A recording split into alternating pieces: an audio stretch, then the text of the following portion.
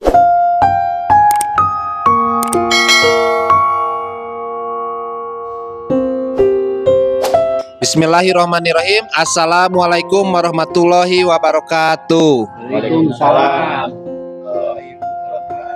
Om Swastiastu, Namo Buddhaya, Salam Rahayu, Salam Kebajikan.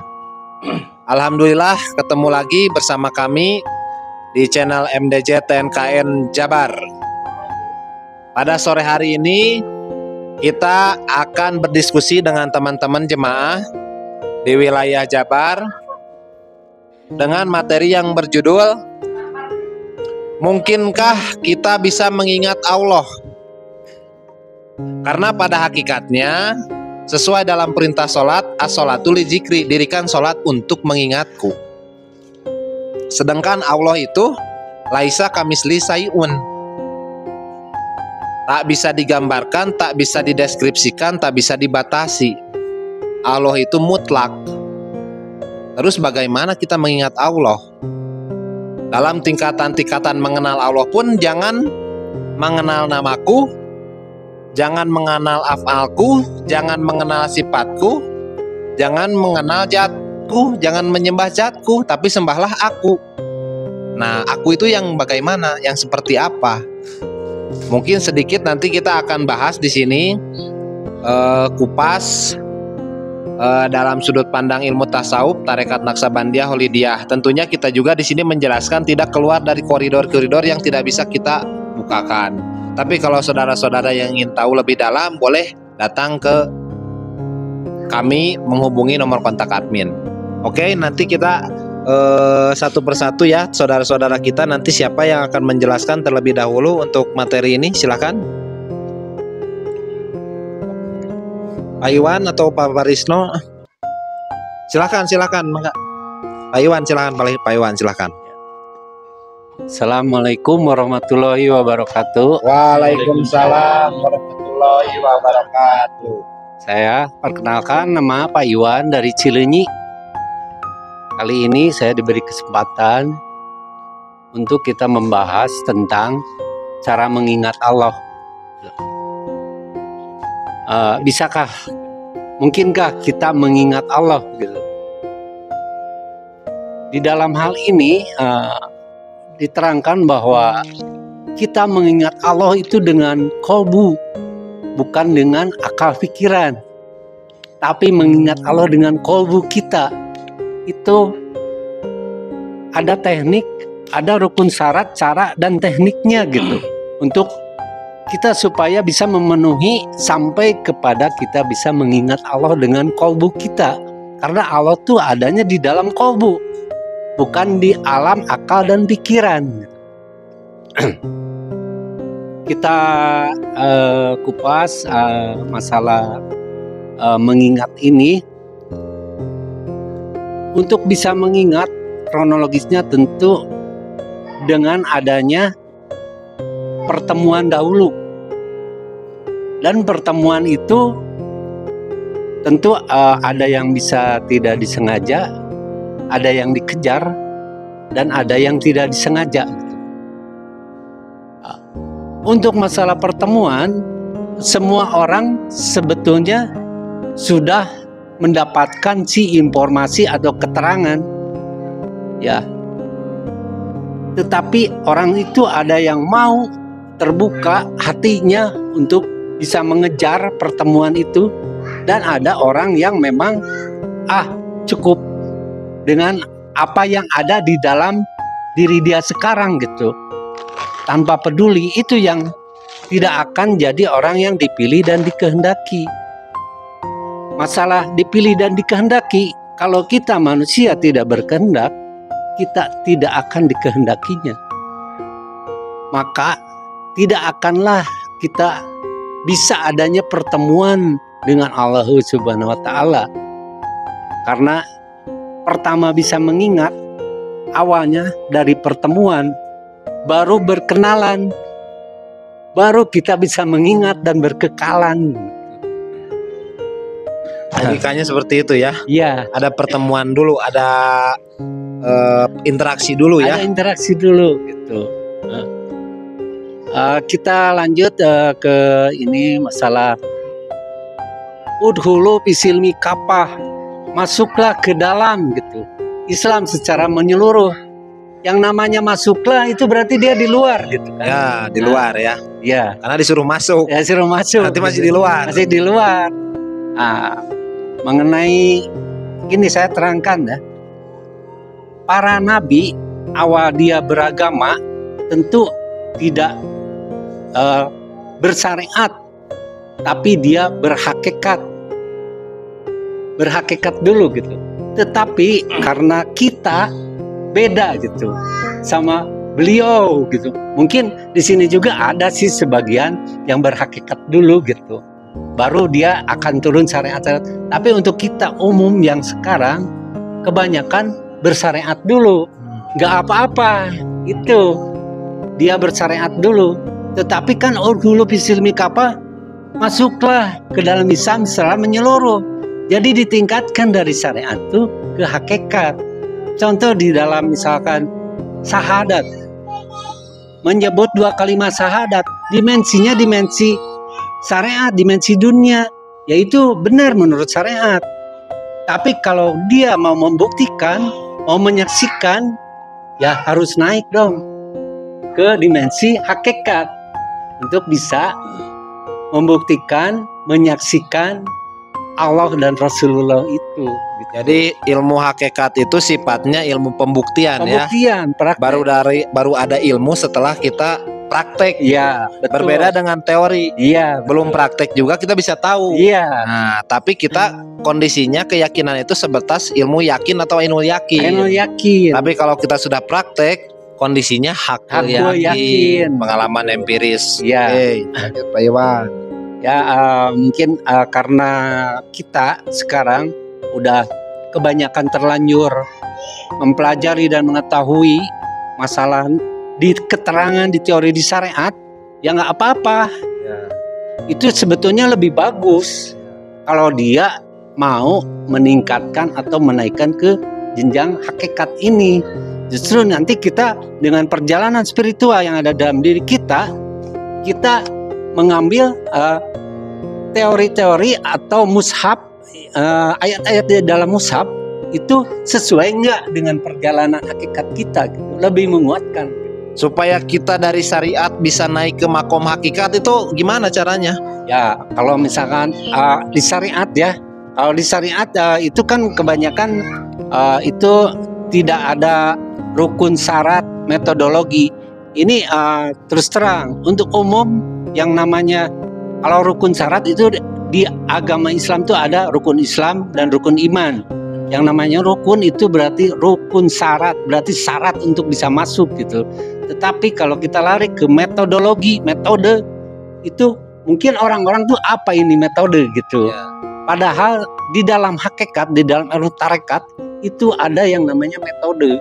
Oh, jadi untuk sampai ke kondisi hakikat kita harus melalui metodenya dulu. Metodenya. Yang metodologi itu disebutnya tarekat. Di mana tarekat ini adalah ilmu praktek gitu. Dan di dalam praktek nanti kita akan dikasih yang namanya baiat. Ya. Ada rukun syarat baiat. Ada rukun syarat baiat pertama. Di mana baiat ini penanaman nur iman nur kitab. Ya. Contoh seperti aplikasi. Jadi kita yang namanya nur kitab itu seolah-olah kita mendownload aplikasi dan menginstal aplikasi itu ke dalam misalkan ke dalam handphone untuk bisa dijalankan. Karena dalam Al-Waqiah 79 dijelaskan bahwa kamu tidak pernah bisa menyentuh Quran kecuali roh yang disucikan. Berarti supaya kita bisa menyentuh Al-Quran itu kita harus disucikan dulu roh kita. Betul. Gitu. Karena ternyata pada kenyataannya jangankan orang Islam, orang non-Islam juga bisa nyentuh Al-Quran. Bisa ngebakar Al-Quran. Bisa. Gitu kan. Kalau dia iman dan ma'rifat. Ya, padahal dalam Al-Quran gitu kan. Al-Quran itu kalau ditaruh di atas gunung bisa meledak gunungnya. Iya. Pena-pena pohon-pohon dijadikan penanya tidak cukup. Iya. Air lautan dijadikan tinta tidak cukup. Iya. Gitu kan. Al-Quran itu dikiaskan seperti itu. Iya. Nah, tapi kenyataannya Al-Quran itu cukup dengan printer satu kartu penuh dengan tinta itu bisa mencetak Al-Quran. Iya, Ternyata Al-Quran itu ada rohnya, ada softwarenya untuk memahami Al-Quran yang mushaf itu. ada. Dengan cara awalnya kita ditanamkan Nur kitab, nur iman, Nur Kitab dan Nur Iman pada saat kita proses baiat. Wah, luar biasa. Itu proses awal. Oke, Pak Iwan. Ada lagi Pak Iwan? Mungkin cukuplah. Nanti mungkin sahabat saya yang lain ada yang... Ini Pak Parisno udah bergetar-getar mulutnya nih. Aduh, mulai lagi nih Pak Parisno. Silakan Pak Parisno. Proses selanjutnya kita menjadi seorang yang beriman, yang bisa mengingat. Assalamualaikum warahmatullahi wabarakatuh. Waalaikumsalam warahmatullahi wabarakatuh. Sebelumnya perkenalkan, nama saya Parisno dari Cimahi, dan saya akan coba menjelaskan tentang penting apa tadi judulnya? Mungkinkah kita bisa mengingat Allah? Nah, dasarnya modal awalnya adalah kita dalam mengamalkan ibadah. Intinya satu, harus punya rasa jujur dulu terhadap diri kita sendiri. Artinya jujur, apakah selama ini dalam mengamalkan ibadah kita masih punya rasa kegelisahan? Apakah sudah menemukan suatu kenyamanan dalam mengamalkan ibadah?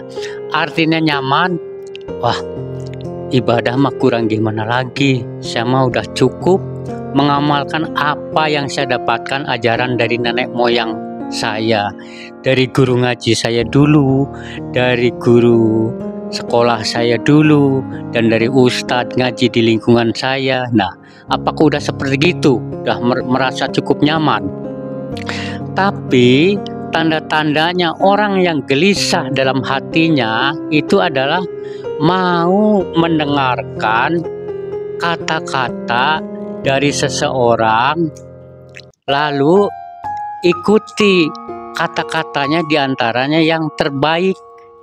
Jangan lihat siapa orang yang berbicara. Nah, itu baru namanya tanda-tanda orang yang mendapat petunjuk. Nah, kalau memang kita sudah mendapatkan keinginan petunjuk seperti itu, itulah tanda-tandanya orang mendapat hidayah. Otomatis kalau kita sudah mendapat hidayah sesuai janji Allah di surat Al-Kahfi ayat 17 bahwa man yadillahu wa mayudli falan tajidalahu waliya mursyidnya. Allah akan membimbing kepada siapa saja yang dikehendakinya. Tapi sebaliknya, Allah akan menyesatkanmu kalaupun engkau berguru kemanapun tidak akan menemukan wali yang mursyid. Wali yang mursyid itu adalah wali yang bisa membimbing, guru yang bisa membimbing, guru ruhani yang bisa membimbing ke jalan yang lurus. Nah, jalan lurus itu kemana? Itu tadi, ke tempat kita jalan pulang supaya bisa selamat, bisa memenuhi ayat ilahi rojiun.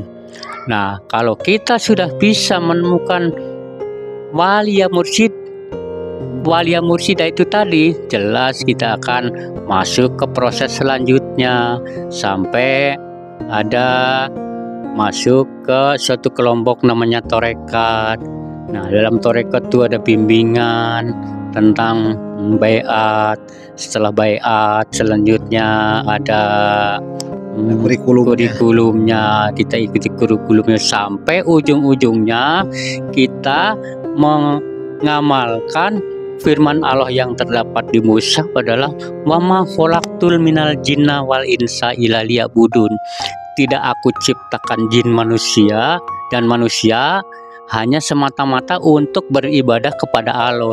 Nantinya kita setelah kita ditanamkan, setelah baiat itu, setelah kita menjalani baiat, di situ selalu ditanamkan nur iman dan nur kitab. Di situ kita otomatis akan mendapatkan temuan-temuan, pengalaman-pengalaman yang sifatnya empiris. Nah, pengalaman empiris ini kaitannya atau kemanfaatannya apa?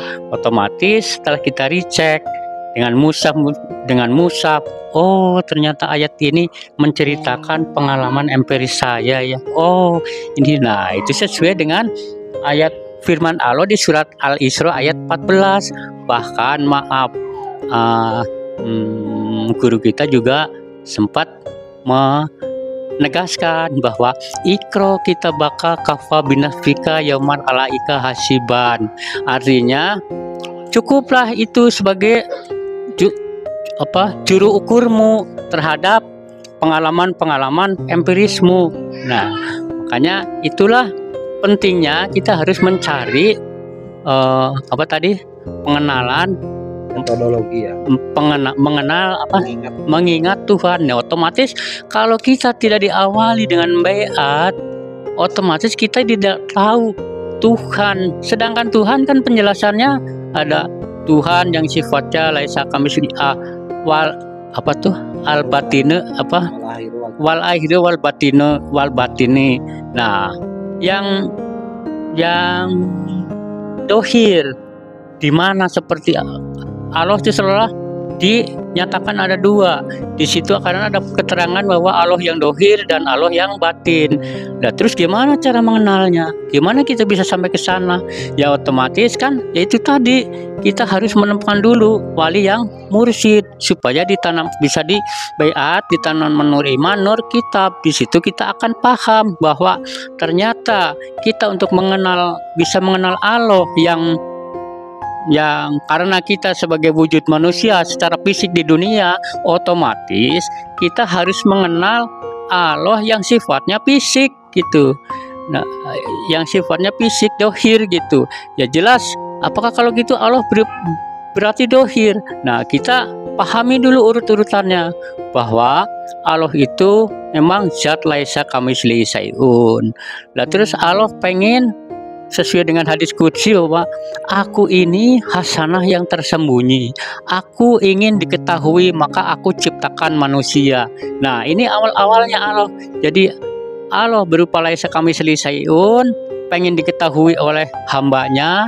Allah mempunyai utusan atau wasilah melalui malaikat Jibril. Nah, Jibril itu terus membawa wasilahnya, kepengen supaya bisa diketahui oleh cipta hambanya Allah berupa manusia.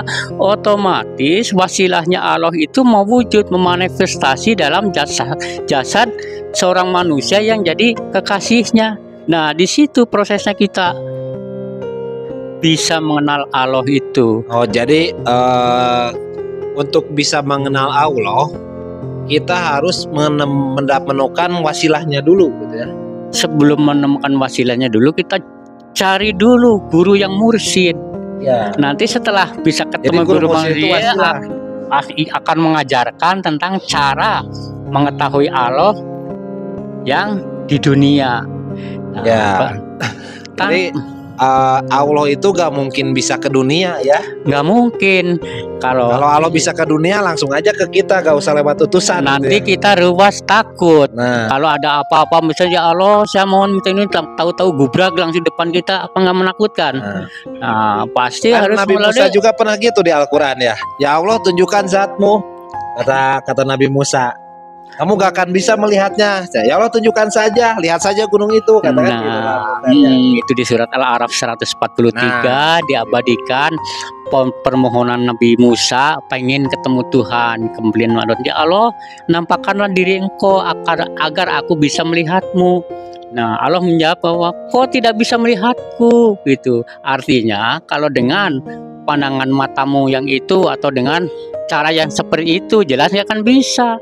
Pasti harus dengan metodologi yang seolah harus tidak menggunakan akal. Dan di situ proses itu ayat sifatnya metafora atau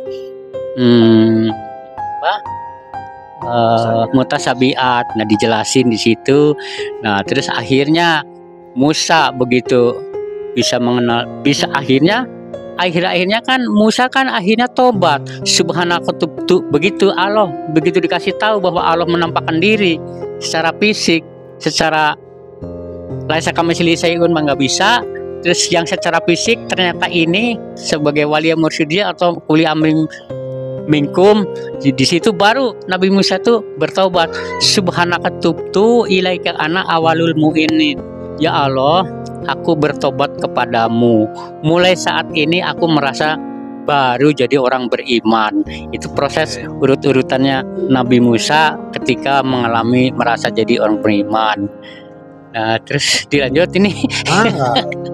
Nah terus tentang betapa wajibnya, betapa kita harus punya keinginan bisa mengingat berjumpa dengan Allah.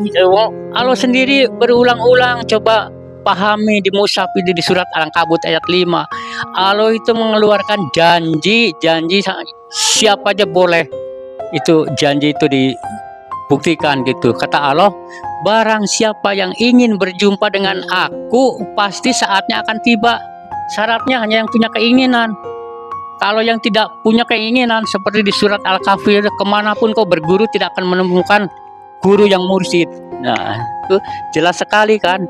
Jadi yang bisa ketemu, yang bisa mengenal Allah ya hanya bagi orang-orang yang punya kehendak, keinginan dulu ya, keinginan dulu, nanti proses hidayah, terus akhirnya bertemukan dengan suatu torekat itu di situ ada prosesi baiat, setelah baiat terus di apa tuh ini selanjutnya tuh kurikulum. Nah di situ baru paham betul tentang apa itu tadi, tentang betapa manfaatnya, betapa pentingnya kita wajib bisa tahu mengingat Allah, dan sangat bermanfaat dan sangat wajib dalam sholat kita juga harus bisa mengingat inani analoha laila ana wa budni wa akmi sholata lidikri. Nah mungkin sementara itu yang bisa sampaikan, silahkan berbagi. Oke, terima kasih Pak Parisno. Silakan barangkali yang melanjutkan. Ya silakan Pak Aden, mangga. Assalamualaikum warahmatullahi wabarakatuh. Waalaikumsalam. Alhamdulillahirabbil alamin. Alhamdulillahirabbil alamin.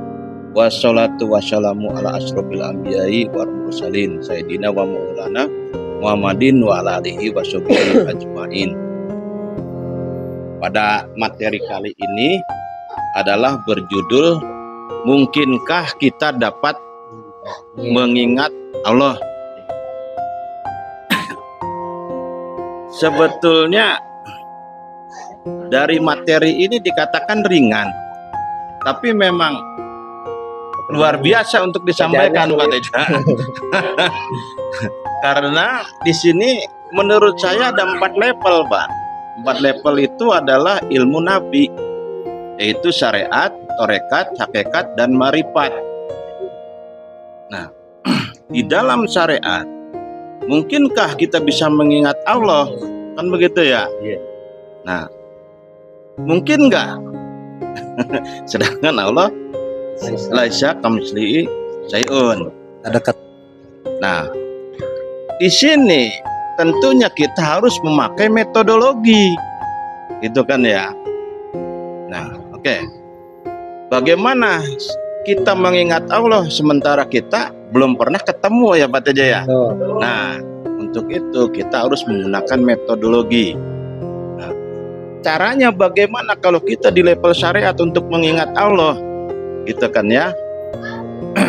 Berarti dari keterangan Al-Quran Mushaf, carilah tali wasilah. Betul ya? Nah, di dalam tali wasilah itu ada di kekasih Allah ya, yaitu seorang waliyah mursyidah. Betul Pak ya? Nah itu. Nah, sehingga kita berhubungan dengan pemegang tali wasilah itu, kita akan bisa mengingat secara syariat dulu. Nah, secara hakikatnya bagaimana, kan begitu ya? Nah, secara hakikatnya itu ada teknik lagi, gitu. Nah, sebetulnya dari 4 level ini, dari syariat, tarekat, hakikat, marifat itu, kalau menurut saya dilaksanakannya adalah dibalik, Pak. Artinya dibalik. Kita mesti marifat dulu. Karena dari hadis Nabi itu awaludini marifatullah, gitu kan. Jadi awal-awalnya agama itu mengenal Allah. Supaya apa? Supaya kita bisa mengingat Allah. Kan begitu ya? Jadi teknik ini, mungkinkah kita mengingat Allah? Mungkin. Karena kenapa? Kita jalani dulu di kemarifatan. Karena kenapa? Dari level tertinggi kita bisa mengingat. Nah, di situ baru kita bisa berjalan dinamakan agama. Nah, sekarang kalau kita sudah berjalan di level tertinggi dulu, kita udah bisa mengingat tuh. Jadi contoh kita beribadah secara syariat, kebaikan, tolong menolong gitu kan. Itu kan ibadah di segi syariat. Kemudian naik ke level ke tarekat. Itu ibadah mengingatnya udah bagian hati tuh Pak, kalau menurut saya. Betul ya Pak ya? Udah bagian hati. Naik lagi ke hakikat. Oke, di tarekat kita bisa masih mengingat tuh. Mengingat, menyebut, ya kan? Mengingat. Ketika naik kita ke hakikat, kita udah nggak inget lagi tuh. Ya. Artinya kenapa udah nggak inget lagi? Karena kita sudah beserta Pak Iwan ya. Kita udah beserta. Jadi istilah kata, kenapa kita harus udah nggak inget lagi? Ya kita udah beserta. Betul Pak. Kita udah beserta. Nah itu adalah metodologi teknik-tekniknya seperti itu. Nah, ketika udah beserta ya tentunya kita sudah marifatullah. Artinya sudah mengenal. Nah, menurut saya materi ini, mungkinkah kita bisa mengingat Allah? Itulah jabaran dari saya, Pak. Oke. Baik, terima kasih Pak Aden, luar biasa. Mungkin sekarang dilanjutkan oleh Pak Ustadz. Pak Ustadz, mangga. Ustadznya ngantuk. Assalamualaikum warahmatullahi wabarakatuh. Waalaikumsalam. Sebelum melanjutkan, perkenalkan dulu, nama saya Endang ya, dari Cianjur. Saya punya channel tentunya di YouTube, di Facebook yang namanya Ajengan Ngora ya. Ya, Ajengan Ngora ya channelnya ya. Di situ saya sudah dipaparkan di dalam channel tersebut masalah jalan kemarifatan ya. Mungkin dari topik pembahasan kali ini saya akan membahas ya yang berjudul tadi apa? Mungkinkah kita bisa mengingat Allah? Walaupun udah dibahas tadi sama sahabat saya, udah terang benderang. Saya di sini mau menambahkan sedikit tentang judul tersebut. Jawabannya bagaimana gitu? Kan judulnya mungkinkah kita itu bisa mengingat Allah? Kalau ditinjau dari masyarakat umum, jawabannya ada dua versi gitu ya. Ada jawaban yang bilang mustahil, ada yang menjawab mungkin, bahkan ada yang menjawab pasti bisa mengingat Allah. Itu beda-beda levelnya kan. Dalam beragama itu kata Pak Aden tadi ada 4 level ya. Ada level syariat, ada level tarekat, ada level hakikat, ada level marifat. dalam level syariat, pertanyaan tersebut pasti jawabannya mustahil kita bisa mengingat Allah, karena Allah itu zat laisa kamitslihi syai'un, yang tidak serupa dengan apapun dan tidak terlintas oleh bayangan makhluknya, gitu kan? Di ayat Quran udah jelas. Tapi dalam level hakikat, pertanyaan tersebut mungkin. Bahkan di level marifat, pertanyaan tersebut pasti bisa mengingat Allah. Karena dalam kehidupan kita, hidup kita di dunia ini, intinya ada di agama ya. Dan agama itu intinya ada di sholat. Sholat intinya ada di mengingat itu. Makanya Allah berfirman dalam surat At-Taha ayat 14, Innani anallaha la ilaha illallah fa'budni wa aqimis sholata li dzikri. Dirikanlah sholat untuk mengingatku. Berarti mengingat dalam konteks ayat tersebut, kita itu pasti bisa mengingat Allah asal tahu caranya gitu, asal tahu metodologinya, asal tahu jalan dan tekniknya gitu. Makanya kita itu jangan cukup di level syariat saja, kita harus bertingkat ke level-level selanjutnya. Level syariat yang isinya hanya teori ya, level hakikat yang isinya pembuktian atau yang dinamakan haku yakin. Haku yakin itu pengalaman empiris secara kodim gitu ya. Jadi apa yang difirmankan dalam Al-Quran, kita itu harus dialami secara kodim. Dialami secara pribadi gitu. Jadi untuk sahabat-sahabat atau teman-teman yang ingin bisa mengingat Allah, tentu harus tahu jalan dan caranya.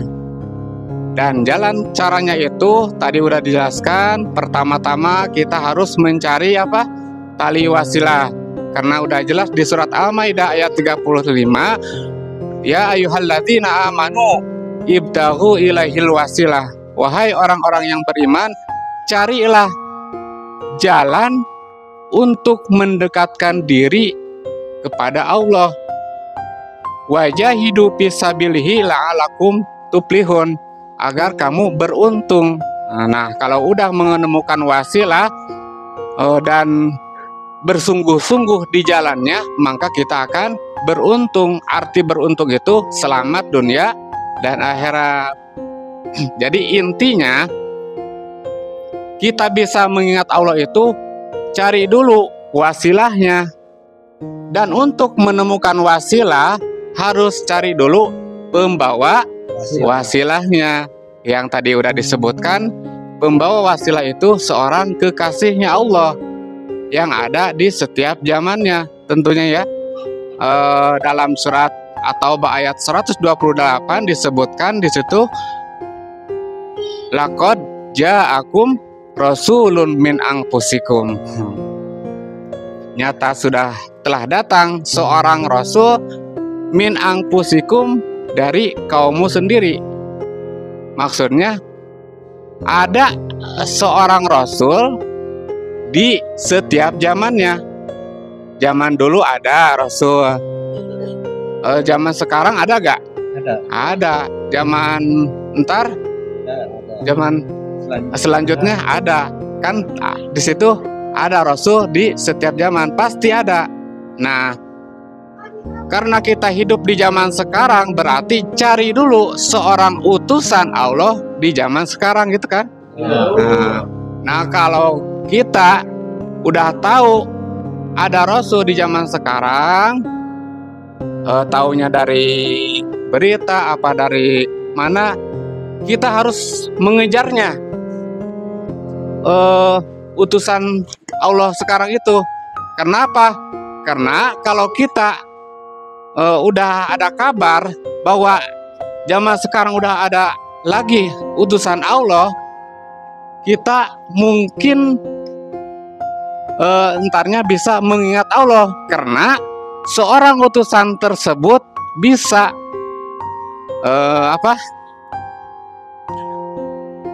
bisa menunjukkan kita untuk kenal kepada Allah.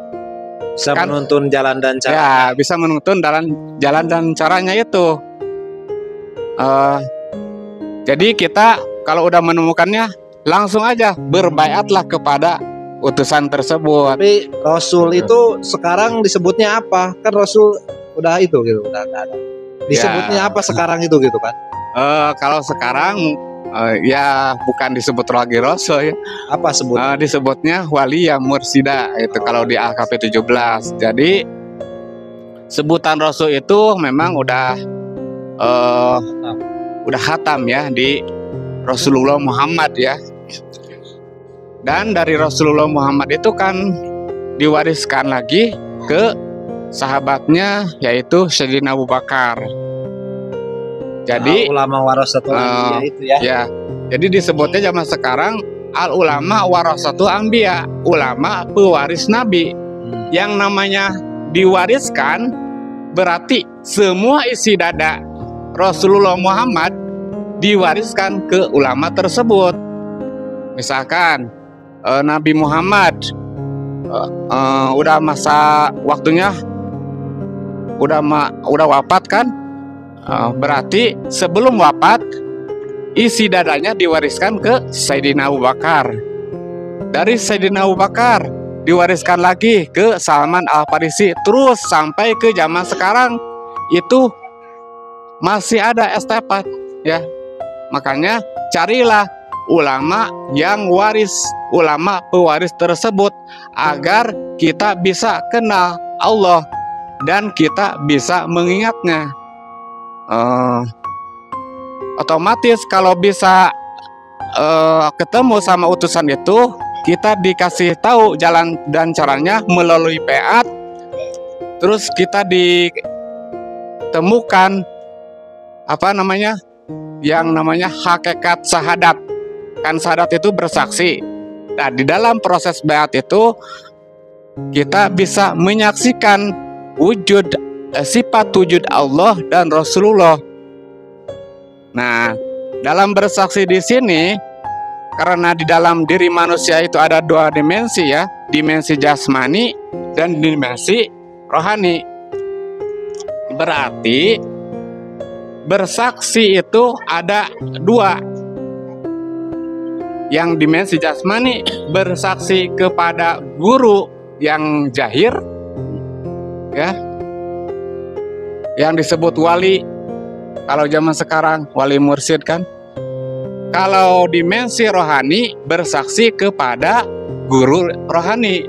Berarti guru rohani itu ada di balik guru jahirnya itu. Nah, isi yang ada di guru jahir itu yaitu wasilah ya, atau nur Allah yang diturunkan kepada utusannya itu, kepada wali itu. Jadi di baliknya wali itu ada wasilah, tali wasilah yang terhubung langsung ke hadirat Allahu Subhanahu wa Ta'ala. Disitulah kita bisa ma'rifatullah, dan setelah kita ma'rifatullah bisa mengingat Allah. Makanya ada hadis yang bilang besertalah engkau dengan Allah. Jika belum bisa beserta dengan Allah, bersertalah engkau dengan orang yang telah beserta dengan Allah, gitu ya. Iya, ya. Itulah wasilah itu. Itu wasilahnya. Gitu ya. Kalau kata Imam Ghazali, carilah guru yang guru-gurunya sambung kepada Rasulullah, gitu ya, Ustaz. Ya, betul gitu katanya. Mungkin dari saja. Ada lagi tambahan atau cukup? Oh, ini Bapak Risno nih, ada lagi. Nggak ada rem nih Pak Parino nih. Saya mungkin hanya ingin menegaskan ya, menegaskannya yaitu kenapa kok pentingnya, terus kenapa kok mustahilnya bahwa kita itu nggak akan bisa bisa ketemu dengan Allah, mengingat Allah gitu. Nah, kan kita udah sepakat bahwa mau mengamalkan agama itu mau mengikuti ajaran Al-Quran dan hadis. Dalam Al-Quran itu cukup jelas, cukup banyak ayat-ayat yang menjelaskan tentang betapa wajibnya kita harus mengenal Allah dulu. Sebab kalau nggak mengenal Allah di dunia, jangan harap di akhirat nanti akan bisa tahu Allah gitu. Makanya Allah cukup tegas dalam firman-Nya bahwa kita tuh betul-betul nih ditegaskan harus mencari Allah gitu ya, harus kenal Allah. Ini firman-Nya sama Allah ditegaskan kalau nggak salah di surat Al-Insyikok ayat 6 kalau nggak salah. Bunyinya seperti gini. Ya ayuhal insan inaka kadihun kadhan pamulaki. Wahai insan-insan, wahai manusia, hendaklah engkau mencari Tuhanmu sampai ketemu. Nah, ini kira-kira perintah ayat ini untuk manusia yang udah mati apa untuk manusia yang masih hidup di dunia? Hidup. Nah, makanya kalau memang bisa dipahami seperti itu, ya ayolah mari kita berupaya gitu mencari mursyid, mencari utusan Allah, mencari amfusikum amri minkum gitu, sebagai penerus estafet kerasulan zaman sekarang gitu, supaya bisa membimbing, supaya bisa mengajarkan cara kita bisa bertemu dengan Allah. Mungkin itu yang bisa saya tegaskan. Mudah-mudahan bermanfaat. Assalamualaikum warahmatullahi wabarakatuh. Waalaikumsalam warahmatullahi wabarakatuh. Baik, alhamdulillah dari sekian diskusi panjang kita, sedikit saya sampaikan di akhir video bahwa untuk bisa terkoneksi dengan Tuhan Allah yang laisa kamisli sayun, tentunya kita membutuhkan teknologi. Contohnya kita mau menghubungi istri kita yang ada di rumah, kita posisi berjarak 100 km. Kita harus pakai teknologi, yaitu misalkan teknologi komunikasi, ponsel gitu kan. Tapi kalau kita berhadapan-hadapan nggak butuh teknologi, cara manual pun bisa. Tapi karena Allah itu berbeda dimensi dengan kita harus menguasai teknologi dimensi tersebut. Nah, untuk belajar menguasai teknologi tersebut adanya dalam ilmu tarekat gitu. Itu maksudnya seperti itu. Mungkin sekian dari pembahasan kami. Nantikan video kami selanjutnya. Di sini kita hanya berbagi, sharing gitu untuk menyampaikan apa yang kita ketahui. Di sini tidak ada paksaan, tidak ada anjuran atau bagaimanapun. Karena kami sadar bahwa orang yang mencari ini adalah orang yang dipilih dan dikehendaki gitu. Semoga video-video kami bermanfaat. Sekian dari kami. Wassalamualaikum warahmatullahi wabarakatuh. Waalaikumsalam warahmatullahi wabarakatuh.